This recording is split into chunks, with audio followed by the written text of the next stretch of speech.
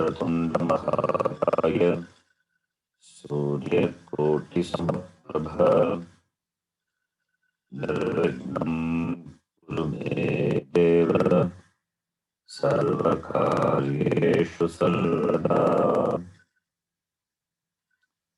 सरस्वती नमस्तुभ्यं वरदे कामरूपिणी विद्यारम्भं करिष्यामि सिद्धिर्भवतु मे सदा। गुरुर्ब्रह्मा गुरुर्विष्णुः गुरुर्देवो महेश्वरः साक्षात् ब्रह्म तस्मै श्री गुरवे नमः। ॐ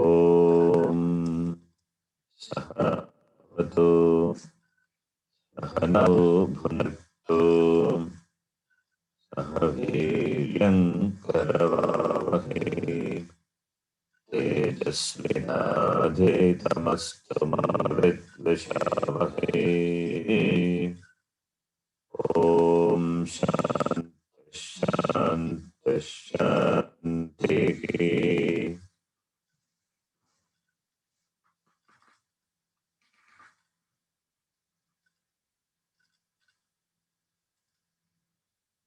Now we are going to read sentences.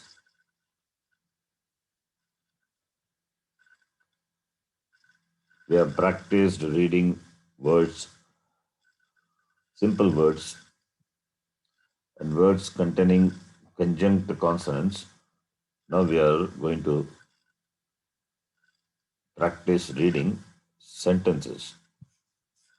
That is called Vakya Abhyasaha. Vakya Abhyasaha. First topic was Akshara Abhyasaha. Learning Aksharas. Second, Shabda Abhyasaha. Shabda meaning words. No Vakya. Vakya meaning. Sir, voice is lagging. Voice is lagging. Is it only for you or is it for everyone? Now it is clear. No. It was for everyone, Guruji, but I think now it's okay. Clear. Now it's better, yes. Okay. Maybe because of the internet, I think. Okay. So now Vakya Abhyasaha. Anyway, you are going to read. I'm going to listen and correct. Okay. If my voice is not clear again, you please let me know. Maybe because of the internet connection, I think.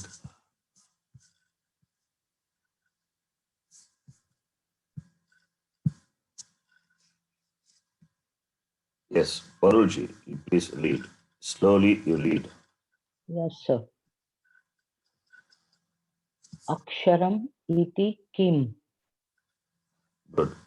Aksharam iti kim. The meaning is not important, only reading. Aksharam iti kim. Then the next line. Shravane nindraya grahyam aksharam. You have to read together. Shravane. No, together I said. So Shravanendriya it is. Shravane indriya No. grahyam. Shravanendriya. Shravane indriya grahyam aksharam. See, listen please. Shravanendriya. It is not Shravana Indriya. Shravanendriya Graghyam Aksharam. Together to read. Yeah. Shravane, correct? Shravane indriya grahyam aksharam. Can you hear me? Is my voice clear to you? Yes, yes, yes, sir. Then listen, how do I read? I read Shravanendriya. I'm not pausing after Shravane. Where Okay. is Shravane after that Indriya? Shravanendriya. Shravane Indriya. Correct, sir? No, it's not correct. You're not hearing. Shravane Indriya. Shravane Indriya. Shravanendriya. Shravanendriya. Yes. Shravane Indriya. Grahyam. Shravane Indriya. Okay. Now, next person, Akosh. Please read, Akosh. Sir, you're telling me? No, I'm asking Akosh to read. Yes. Shravanendriya Yes. Grayam Aksharam. Shravanendriya Grayam Aksharam. Yes. Shravane Indriya. Not Indriya. I'm saying Shravanendriya, not Shravanendriya. Okay. Shravanendriya. I'm not sure if my voice is clear. Akosh, is my voice clear? Yes, Guruji. Yes, Guruji. Is there any problem in hearing my voice? No, Guruji. Yes, Guruji. Clear. It's Because clear. I repeat twice, thrice, but still, if you don't read, I'm not clear whether my voice is clear to you or what the problem is. I don't know. Anyway, yes, Akosh, what you read is correct. Shravanendriya Gragyam Aksharam. Okay, now, Akosh, please read. Aksharasya eva varnaha iti anya nama sorry. Yes. Api asita. Please read properly last word. What is that? Oh, asti. Asti. Read the sentence again. Aksharasya eva varnaha iti anya nama api asti. Yes, good. Read again. Aksharasya eva varnaha iti anya nama api asti. Read from the beginning. Aksharam iti kim. Aksharam iti kim. Shravane indriya. No, read properly. This Shravanendriya. Shravanendriya. Grahyam aksharam. Aksharasya eva varnaha iti anya nama api asti. Read again. Aksharasya from the beginning or? From the beginning. From the beginning. Aksharasya iti kim. Shravanendriya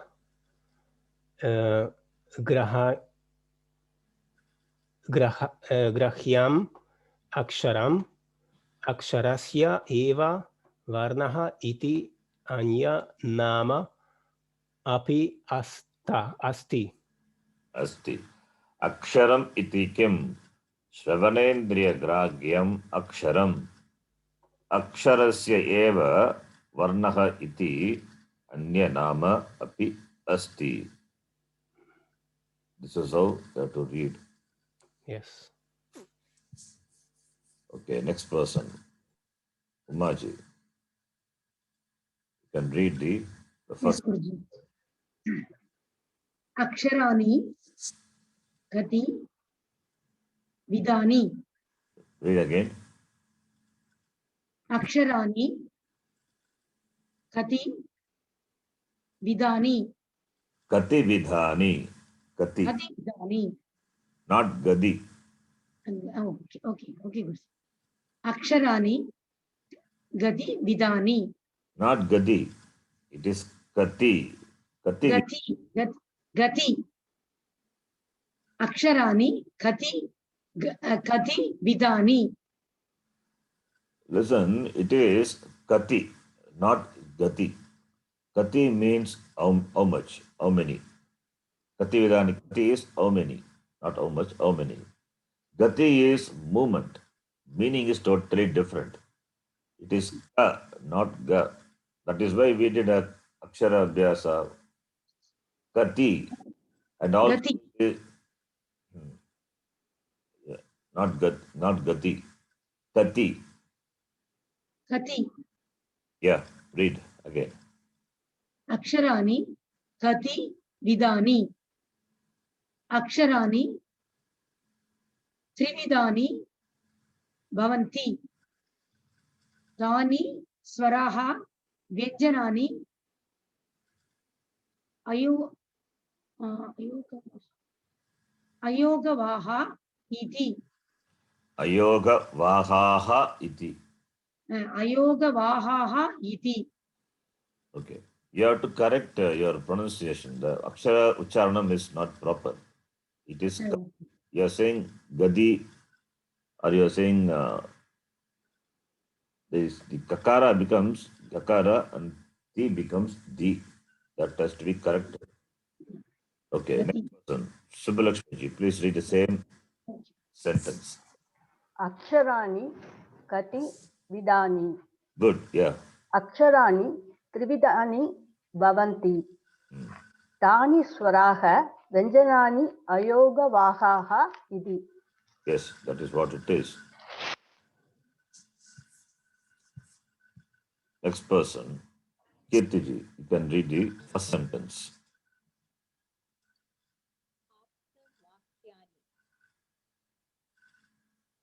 Yeah, please read. Read again.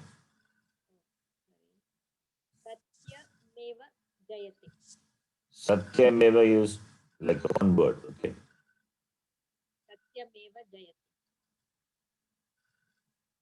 Satyameva jayate.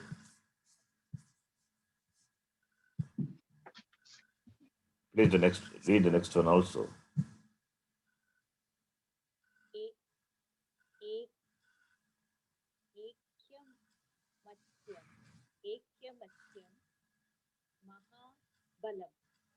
Is it ekya?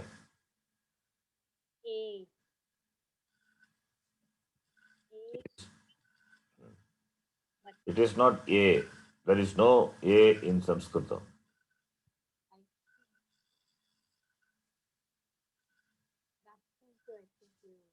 Yeah, last class also I corrected. There is no word dirgha a. I mean rasva a dirgha a. In other language may be there, but in Sanskrit there is no rasva a. A and I only. Okay. So what is this now you read?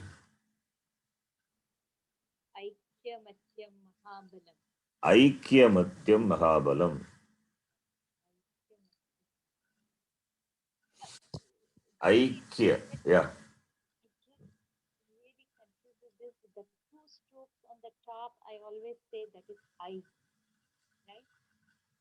You're right. That is natural. But the since this being the vowel, A doesn't have any stroke at the top. I has one stroke. When it is added to the consonant, there you will see one stroke on the top. For example, if it is kakara, then K. If it is I is added, the vowel I is added to the consonant, then becomes Kai double stroke. Your confusion is understandable. But when you read a vowel alone, A without stroke, I with stroke, and there is no short A. So A and I only. So remember, this is I, not A. Okay. So Aikyamatyam Mahabalam. Okay, next person, Sanghaviji.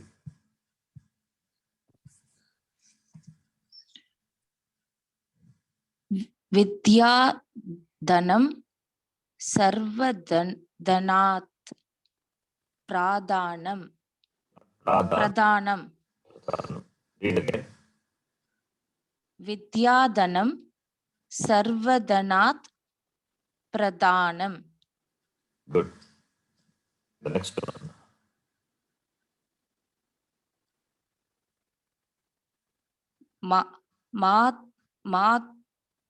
मातृदेवो भव.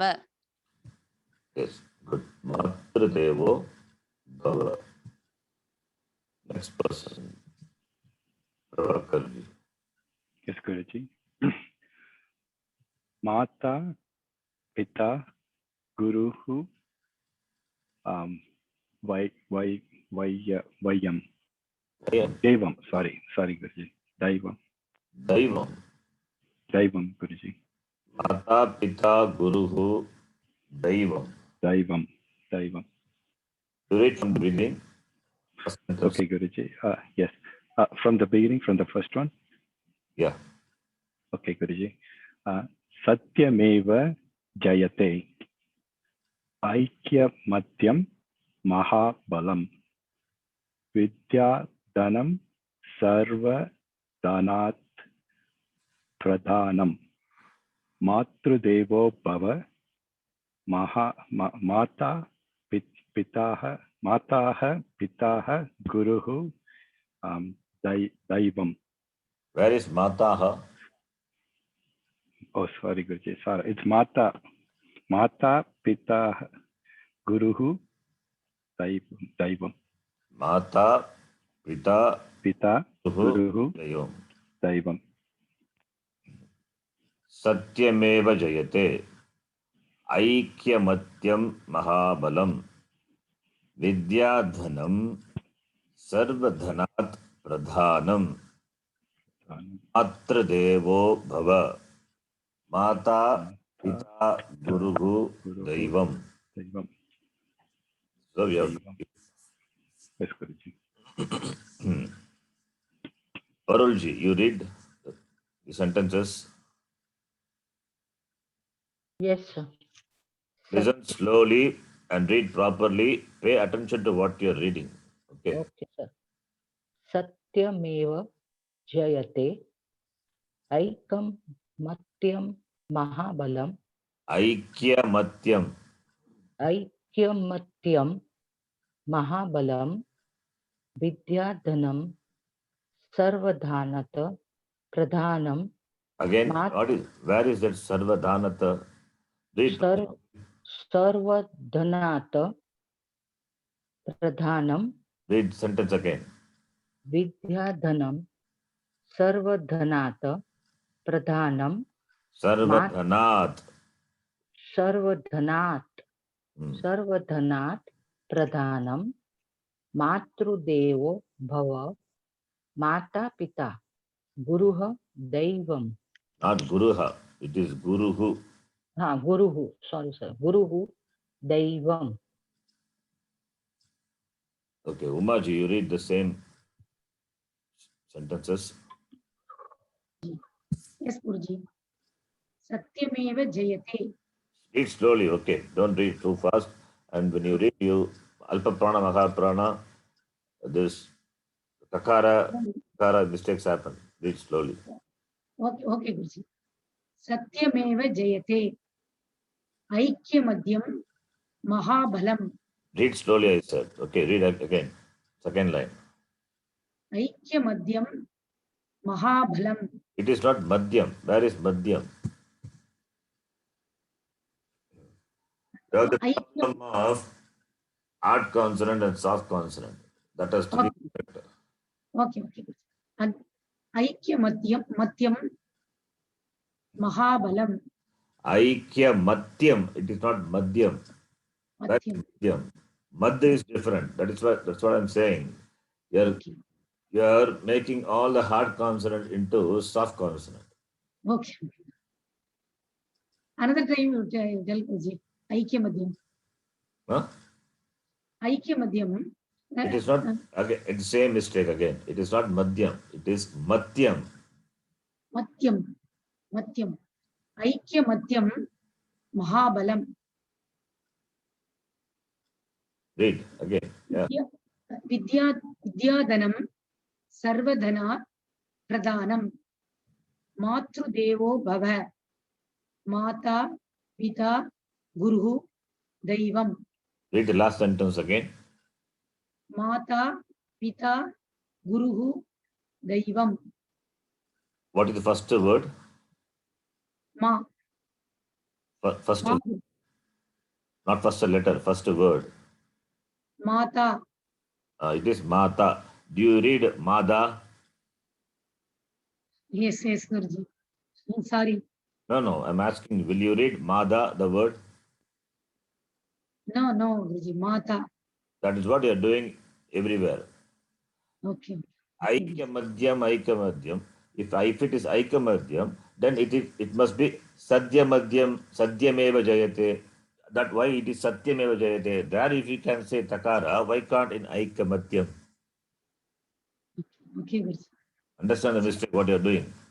okay Guruji So it's not that you are not pronouncing Takara properly. You are pronouncing, but you are saying that Takara as Dakara at some places. That you have to pay attention. okay Guruji okay Guruji Satyameva Jayate you read properly. Why not Aikam Madhyam? It is Aikam Madhyam is there, Aikam Madhyam. And also Mata is there. You don't read Mada, that you read properly. okay Guruji The problem is reading Takara as Dakara. It must appear everywhere, but it doesn't. That's why okay pay attention, read properly, slowly. okay No Guruji. need to have pressure to read quickly. Even if you read letter by letter, read slowly. What letter is that? That Ucharanam is important.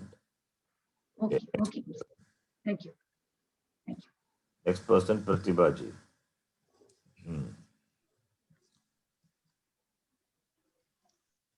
वसुदैव कुटुम्बकम् Okay. Vasudhaiva Kutumbakam. Okay. मानव सेवा माधव सेवा Here it is mistake is there. It is वसुदैवम sorry वसुदैव कुटुम्बकम्. Hold on, it's not your problem. Vasudhaiva, that must be Mahaprana. It is Vasudha is Prithvi. So it must be Vasudhaiva, not Daiva. That's a mistake. Sorry, that's why I'm looking here. It's Daival written set. So Yeah, it's okay. I'm saying it as a typo. The mistake. okay. I will read again. Vasudhaiva kutumbakam. Yeah, that is it's a mistake. It should be the Mahaprana. Vasudhaiva kutumbakam. Manav seva madhava seva. Next person, Parulji now. लोकः समस्ताः सुखिनो भवन्तु. Read again. लोकः Lokaha. It's not Lokaha. Lokaha. लोकाः समस्ताः सुखिनो भवन्तु.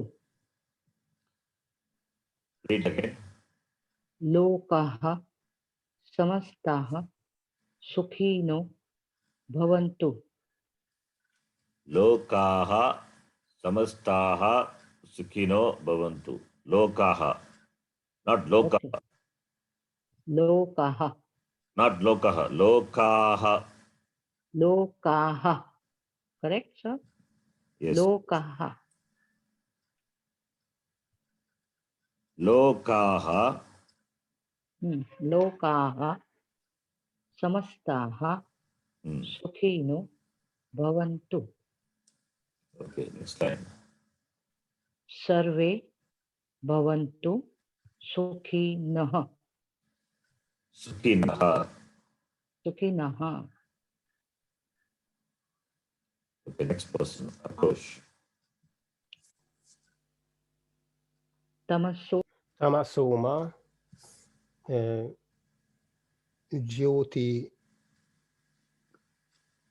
Jyotigarmya Read again properly. Yes. Tamasoma Jyoti Garmaya. No. Read the last word. Jyotirgamaya. Jyotirgamaya. Jyotirgamaya. Tamasoma Jyotirgamaya. Read slowly again. Tamasoma Jyotirgamaya. Read from the first sentence. Vasudheva Kutumbakam Manavaseva Madhyavaseva No, again. Manamaseva Madhyavaseva. Where is Madhya? Sorry. Read Madhavaseva. Madhavaseva. read slowly. Why you're in a hurry? Read slowly. Manavaseva. Manava Seva. Manavaseva. Madhava Seva. Yes. Kokaha. Lokaha. Samastaha. Sukhinao Bhavantu. Is it Sukhi now? Sukhino Bhavantu. Sukhino Bhavantu. Read the sentence again. Lokaha Samastaha Sukhino Bhavantu. Okay, next sentence. Sarva Bhavantu Sukhinaha. Sarva Bhavantu Sukhinaha. Read again. Sarva Bhavantu Sukhinaha. What is the first word? Sukhinaha. Sarve Bhavantu Sukhinaha. It is Sarve, not Sarva. Yes, Guruji. Sarve Bhavantu Sukhinaha. Sarve Santu Niramaya. Yes. Okay, next line. Tamasoma Jyotirgamaya. Okay. Tamasoma You need to learn to read slowly. Yes. Next person. Umaji, you read the sentences again. Yes, Slow. Guruji. Vasudhaiva Kutumbakam Manava Seva Madhava Seva Lokaha Samastaha Sukhino Bhavantu Sarve Bhavantu Sukhinaha Tamasoma Jyotirgamaya. Okay. Next person, Subbalakshmiji.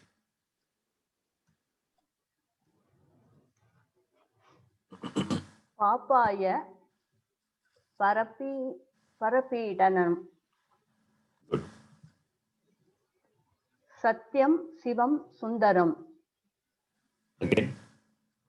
Satyam Shivam Sundaram. Yes. Next person, Kirtiji.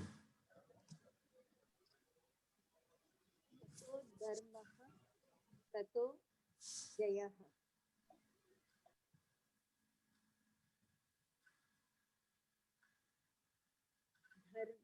Dharmo Rakshati Rakshitaha. Dharmo Rakshati Rakshitaha. Next one, Sanghaviji. Satyam Jnanam Anantam Atithi Devo Bhava. Good. Prabhakarji, you read all the sentences. Yes, Guruji. Papaya Parapitanam. Parapitanam. Peetanam, not Peetanam. Peetanam. Okay. Pitanam. Yes, Guruji. Satyam Shivam Sundaram. Yato dharmaha tato jayaha. Dharmo rakshati rasitaha. Satyam Rakshitaha. rakshitaha. Yes, Rakshitaha. Rakshitaha. Did I say Yes. that right? Yeah. Okay. Yes, Guruji. Satyam Jnanam Anantam Atiti Devo Bhava. Yes. Umaji, you read. Yes, Guruji. Papaya Varipeedanam. No, read again. Papaya Varipeedanam. Read again. Papaya Varipeedanam. Not Baba here. Not, there is no Baba here. Read again. Papaya Varipeedanam. Papaya, that's okay.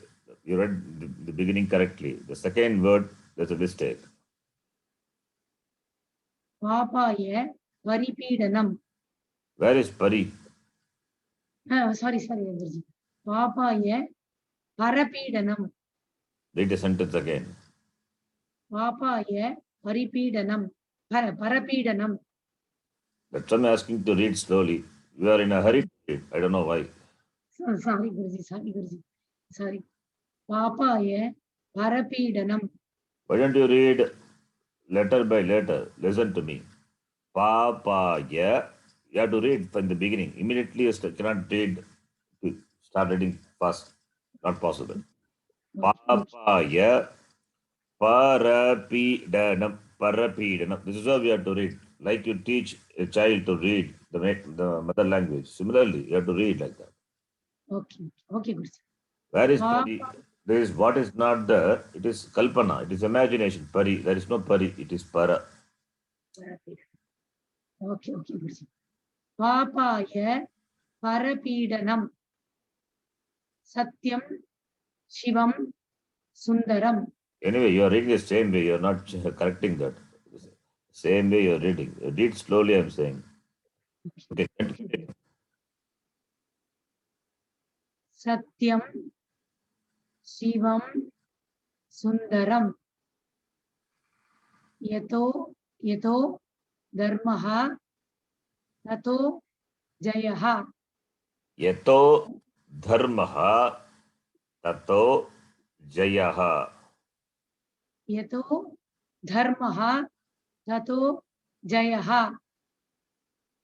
Dharmo Rakshadi Rakshitaha. Read again. Dharmo Rakshataha. Rakshati. Okay. Dharmo Rakshati Rakshitaha. Next line. Satyam Jnanam Anantam Atiti Devo Bhava. Okay. Next person, Pratibhaji. Now from here onwards, we are going to read shlokas. To read slowly. Don't assume the words, and supply any letter on their own. Read slowly as it is, letter by letter, and then the word. Yes, Pratibhaji, please read. अकारादेव निर्यान्ति समस्तान्यक्षराणि च चराचर प्रपञ्चोऽयम् ईश्वरादेव जायते. Okay, it must be Ishvara. It is Isha. It's a mistake. ईश्वरादेव जायते. Okay, that it. This last line. It is Ishvara Deva. It is Isha. Is there? It should not be Isha. It is Ishvara. That is there's a type. There's a type, not Dirgha. There's a typo in that. Okay. You can note that mistake. I will correct it later. Okay, I will read again. Ishvara Deva Jayate. Yes. So it's a Can beautiful. I read all full again? It's okay. It's a beautiful Subhashitam. It's a shloka. How many of you speak Tamil? Here, Umaji, you speak Tamil. Anybody else? I speak Guruji. Prabhakar. Prabhakar, do you speak Tamil? Yes, yes, Guruji. This is a translation of the Tirukkural. First, Agara Mudala Ezhuthallam Akara Mudala Ezhuthallam Adi Bhagavan. Adi Bhagavan Mudaற்றே உலகு. Oh, The translation of that first Kural into Sanskritam. Okay, okay, Guruji. Akara Deva Niryanti. Okay, Guruji. Parulji, you can read this Subhashitam. Subhashitam means that which is well said. It's called Subhashitam. Sushta Bhashitam Subhashitam. Saying, good saying. That's the meaning. In the form of a shloka, the verse. There are many shlokas going to come. So we are going to read one by one. Yeah. Parulji, read slowly. Yes, yes.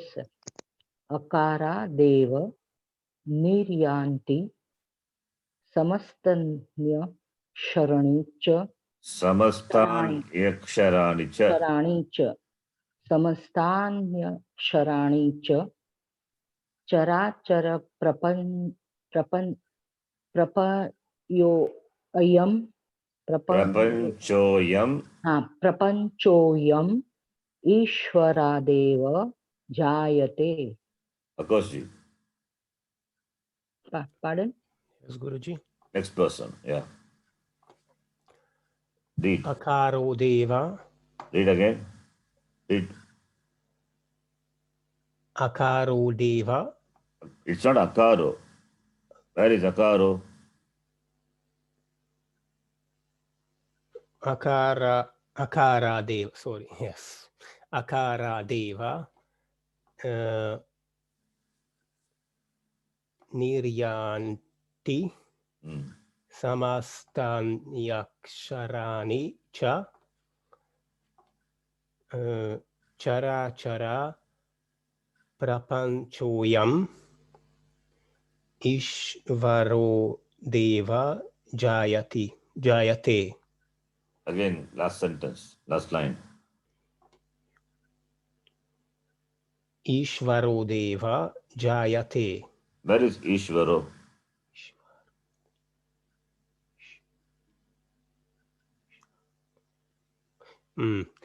Ishvara Deva. Again, on the same mistake. Ishvara Deva Jayate. Now read a full Subhashitam.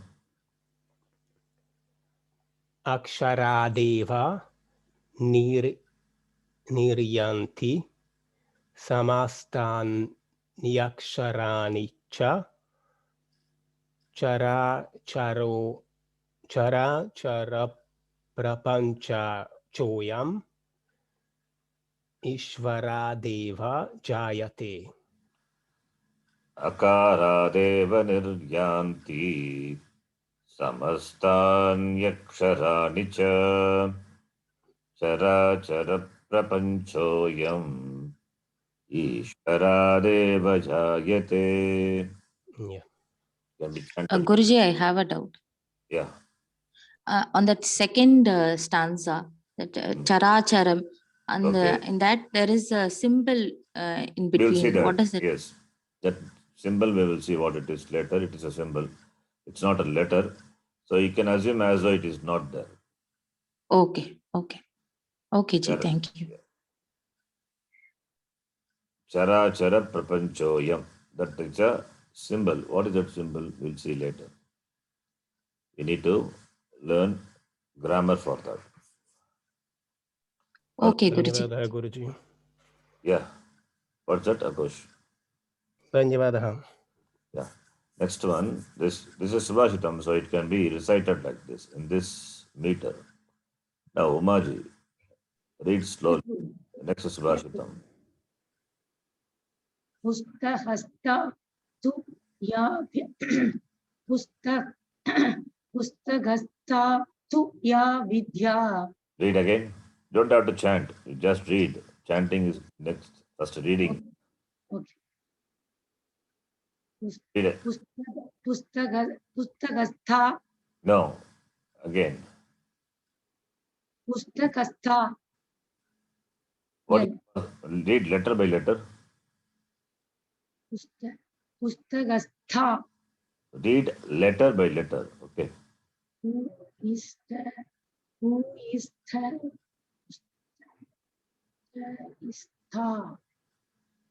Pustakastha.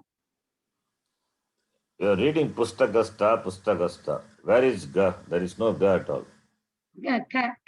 Pustakastha. Yes. Pustakastha. No. Okay. Subbalakshmi, can you read that? That word alone.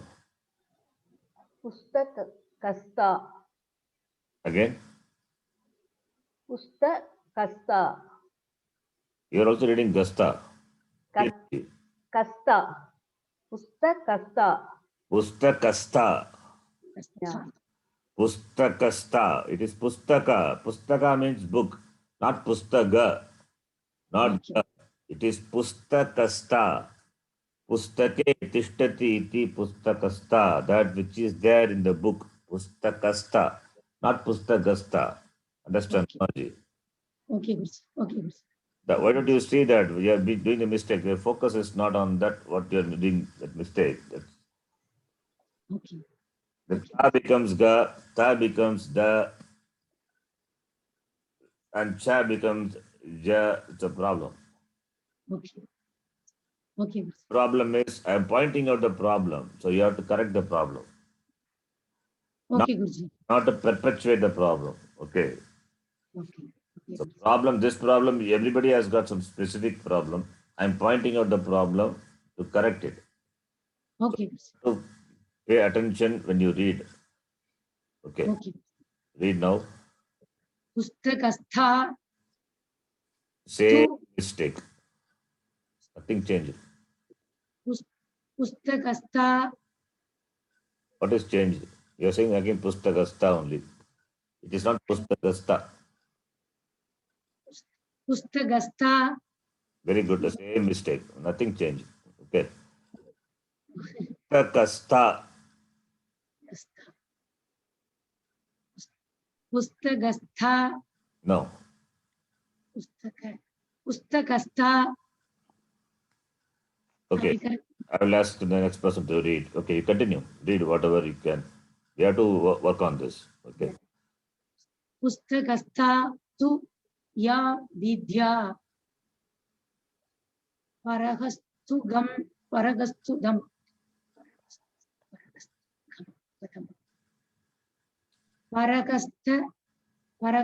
kadam dhan karyakale samutpanne na sa vidya na dadhanam. Okay, next person. A lot of mistakes are there. Okay. This problem of this Mahaprana, Alpaprana. I know. not Mahaprana, Alpaprana. This Katora Venjana and this Mridu Venjana. This, in Tamil we say Vallinam and Inam. That problem is there. It is Tapara. You will say Gajada Dabara. You will say Gajada Dabara or Kachata Tapara. Kachata Tapara. Again? Kachata Tapara. Kachata Tapara, not Gajada Dabara. But you are reading Gajara Dabara, Gajara Dabara. Oh, Tamil itself problem is that. Oh, okay. Subbalakshmi. So when you sing, the song will have a lot of mistakes. So you have to, if it's a song, if it is going to have this mistake, the meaning will change. Okay. It will not be charming also to listen, because the beauty of Sanskritam is in its Ucharanam. If Ucharanam is not proper, the charm will not be there. Yes, Guruji. Sakala. That is what we have been doing from the very beginning.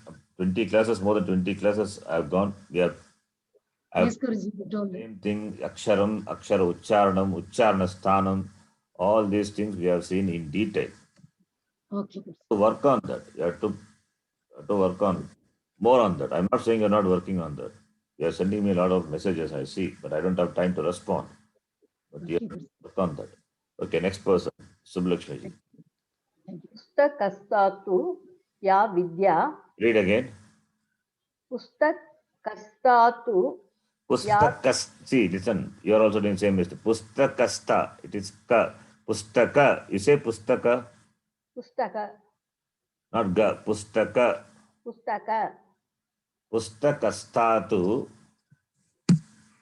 पुस्तकस्तु yes. या विद्या परहस्त गदम धनम कार्यकाले सुमुत्पन्ने Samutpane, not sumutpane. sorry समुत्पन्ने न सा विद्या न तद्धनम Natadhanam, न तद्धनम natadhanam, न तद्धनम not nada. Also doing the same तद्धनम mistake. Tadhanam is there, it is yeah dadhanam. Na tadhanam, natadhanam.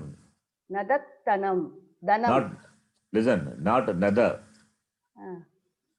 It is nada. न तद्धनम Not taddanam. You are saying nadaddanam, nadaddanam. Understand? okay Nasa vidya na taddanam, nataddanam. That's okay. Not nadaddanam. Read again the full Subhashitam. न पुस्तकस्तु या विद्या परहस्त गदम धनम कार्यकाले समुत्पन्ने न सा विद्या न तद्धनम Yes. Second line, parahasta gatam dhanam. Not gadam. परहस्त गदम Dhanam Gatam. गदम Dhanam परहस्त गदम Dhanam Not gadam. You see, you're doing a mistake. गतम sorry Read again, line again. परहस्त गतम Dhanam Pustakastatu ya vidya parahasta gatam dhanam karyakale samutpanne asavidya natadhanam.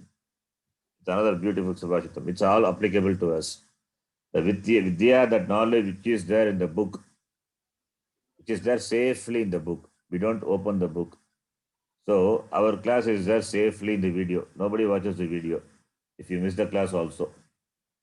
Similarly, the money which has been given to others, you have lent the money to someone. Your money. The book, the knowledge which is there in the book, the money, your money which has been given to others, when the time required for usage, if it is not available to you immediately, then the vidya, the knowledge, really is not vidya. The money is not really worth calling money. That is the meaning of this Subhashitam. The beautiful Subhashitam. Vidya, where the vidya should be? Vidya should be in the book or should be in the buddhi? It should be in the buddhi. It should be available with us all the time. Then only it's called vidya. Otherwise, it doesn't deserve to be called vidya. Similarly, money also. Money, our money should be with us so that when it is required, it is available for our usage. When it is lent to someone and it is not given back, then it doesn't deserve to be called money at all. That is the meaning. Next person, Kirtiji. Please read the Subhashitam again. कस्ता तु या विद्या परहस्तगतं धनं कार्यकाले समुत्पन्ने न सा विद्या न तद्धनम्. Yes.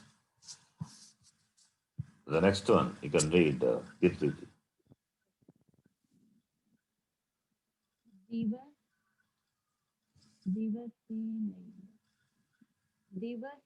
दिवसेनैव तत् कुर्यात् दिवसेनैव तत् कुर्यात् येन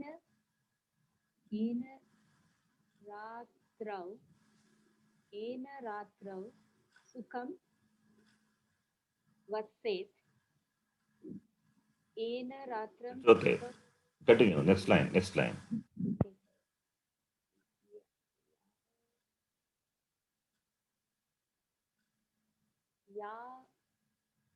what is this? Yavancha Yavajivancha. Jakara and Jakara. Jakara plus E.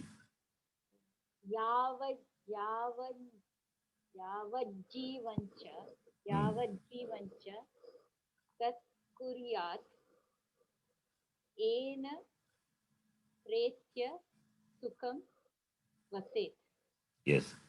The third line, it is Yavajivancha. Yavaj, the Jakara plus E. It's a conjunct consonant. Okay. Now read the Subhashitam again. Now you have read the individual words. Now read the Subhashitam fluently. दिवसेनैव तत् कुर्यात् येन रात्रौ सुखं वसेत् यावज्जीवञ्च तत् कुर्यात् येन प्रेत्ये सुखं वसेत्. Okay. Now listen. How to read the Subhashitam? First, it's a Subhashitam. It's got words. Lot of words are there. When you read the words, listen. Di, va, se, nai, va. This individual, the varna should be read in the mind. Okay. When you read a word, the varna, the letters of the word, first you have to recognize and read in the mind. The first one, di, va, se, naiva. Don't read it loudly. Read in the mind. Then diva, se, naiva. Diva, se, naiva. Read it little fast. Diva, se, naiva. The mind you read fast, then you get the word now. Diva, se, naiva.